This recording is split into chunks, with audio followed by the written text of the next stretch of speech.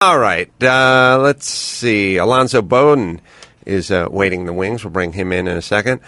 Someone wants to know, Jim. Yeah, Jamie, 38, Tampa.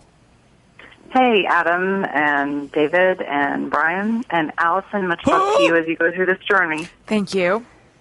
I know it's no fun. Adam and anyone who wants to weigh in on this. Right, enjoy.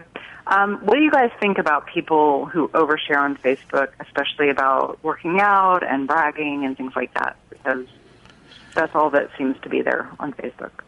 I don't, I mean, as somebody who uses this stuff to tell people it's time to call into the show or come on out to whatever liquor store we're selling some sangria, I understand that part of it. I like the jokes and that kind of stuff. But here's what I'm up to every minute of the day. There's only, if you think about it, we can't all be interesting. You know what I mean? There are only a few of us who can really pull that off. I'm just saying, how is it going to work when everyone is special? We're kind of, it used to be, hey, there's Elvis Presley, and then there's the rest of us, and we're in the audience, and he's doing his thing, and we're clapping, and that's kind of how we're wired.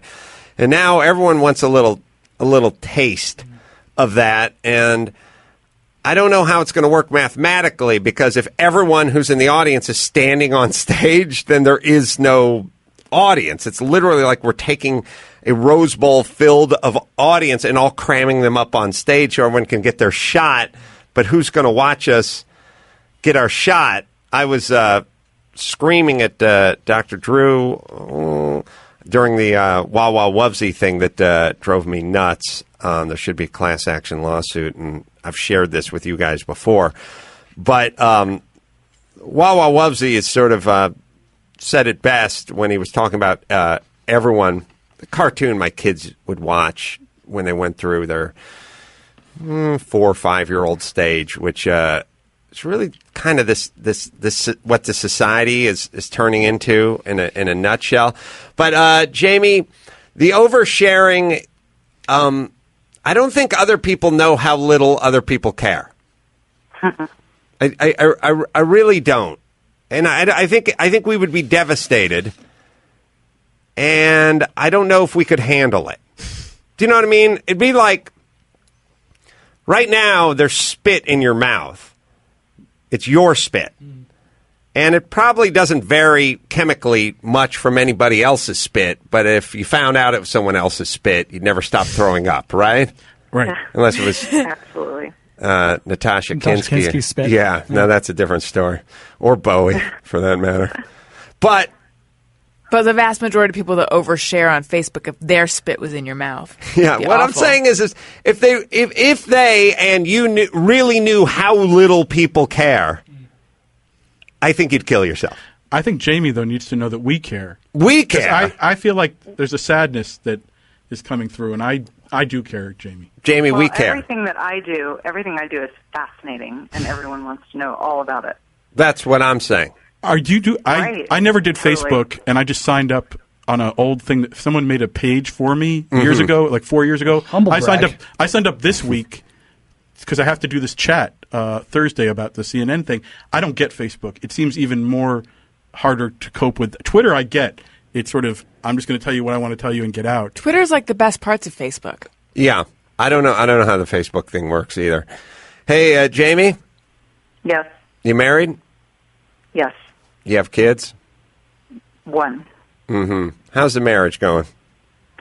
All right. Ringing endorsement. Mm-hmm. Yeah, amazing. What's he not doing? We're, you've been together for a while, and then you have a kid, and then they suck the life out of you. So. Mm-hmm. Well, imagine having two. Allison, you listening to this? Yeah. Yes. This Allison, might solve your fertility totally problem. have quadruplets. So that they'll take care of themselves and each other? Yeah, they can all entertain themselves. Yeah. Hey, Jamie? Yes. Can I give you, how old is your child? 6. Can I give you a piece of constructive criticism? Sure. Let's, yes. No. Let's not be a bummer in front of the kids. and I know you say, I don't do it in front of the kids, but whatever you do, you kind of do in front of the kids. Whatever your demeanor is, they sort of pick up on whatever your vibe is, you know, even if you're being a bummer in the next room, and then you come out and you paint a smile on your face. As a product of a mom and dad who are full-blown fucking bummers, I can tell you I would rather be physically abused than just have the bummer parents. Now, I'm not talking about beaten within an inch of my life every night. I'm talking about the occasional get the switch out, sort of tan in the hide versus the fucking methadone clinic that I grew up in of the flatline bummer family. It bums the kids out, and if it's Worst a girl, sitcom ever. if it's a girl, she'll fucking start cutting on herself just so she can start feeling something on her 13th birthday. So let's not be the bummer. I will not do that. Feign enthusiasm. Holla. Thank you. That was good. You got through to her. Man, that really worked. I think there's little things that you do with your kids where you just go, I'm so happy you're on this planet with me. This is awesome. Isn't it awesome? This is great. It's just a waste of my time.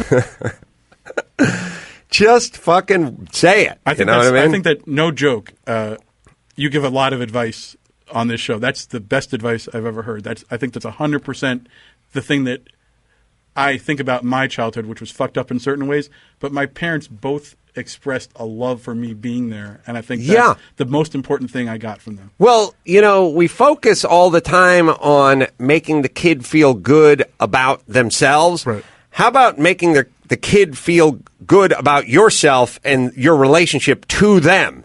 Meaning, instead of like you telling them, you know, the participation trophies and you're number one and nobody can be better than you, fuck all that stuff. Start in with I'm just glad you're here. This is awesome, isn't it? This is fun. I'm so glad you're my son or you're my daughter. Like, this is great, don't you? You know, I will say to my kids all the time, your mom, isn't she awesome? Would you rather have any other mom? I mean, isn't she great? Could you imagine getting stuck with someone else's mom? What are you talking about? I just fucking talk up mom. You know, then I do my podcast, talk shit about her. But when I'm in front of the kids, there's equal time. It's a strange duality. Look at talk it up. I always talk up Lynette to my kids. Always. No, I'm talking about your wife. That's what I mean. She is so fucking hot. I just say, isn't this good? I mean, would you want anybody else? I mean, aren't you glad? And they're like, yeah, we are. I couldn't imagine. And it's like, that's a great answer. Although my daughter did answer once with Katy. She would swap her out with Katy Perry. All right, let's see. Someone's getting a vasectomy. Alonzo Bowden is here. I'm going to go super fast and say, Joe, 24, Texas.